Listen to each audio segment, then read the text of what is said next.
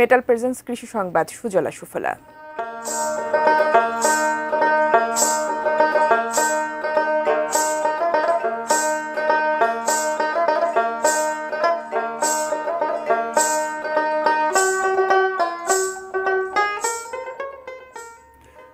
অপরিকল্পিত নগরায়ন ও শিল্পায়নের কারণে নরসিংদীতে আশঙ্কাজনক হারে কমছে কৃষি জমি। শুধু ফসলি জমি নয়, খাল বিল ভরাট করেও গড়ে উঠছে আবাসন ও কলকারখানা।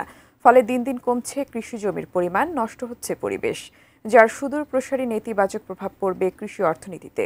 নরসিংদী প্রতিনিধি সোহাগ মিয়ার তথ্য ছবিতে টেক্সট রিপোর্ট।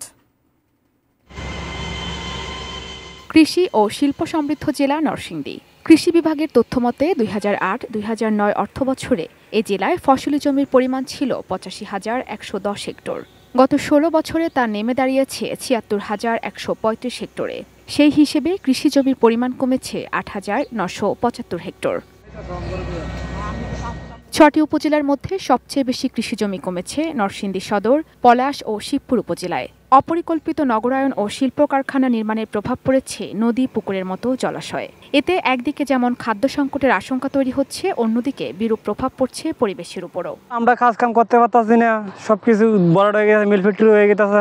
আমরা কাজে যাইতে পারতেছি না, একদিন যাইলে আরেকদিন যাইতে পারি না। ফসলি জমি নষ্ট হওয়ার কারণে ফসল দিন দিন আমাদের এখানে কম আসতেছে। আমরা চাইতেছি যে অকেজো জমিতে কলকারখানাগুলো হোক, আর ভালো জমিতে কৃষিকাজেই হোক। কৃষি জমি সংরক্ষণে নেই দৃশ্যমান কোনো উদ্যোগ। তবে কৃষি বিভাগ বলছে, আধুনিক পদ্ধতিতে খাদ্য উৎপাদন বাড়াতে কাজ করছেন তারা। জনসচেতনতা বৃদ্ধির জন্য আমরা বিভিন্ন আঙ্গিকে উঠান বৈঠক, মাঠ দিবস এবং বিভিন্ন প্রশিক্ষণে আমরা তাদের উৎসাহিত করতেছি, যাতে কোনো ক্রমেই কৃষি জমি হ্রাস না পায়। Ishrat lima, desk report, 18 news.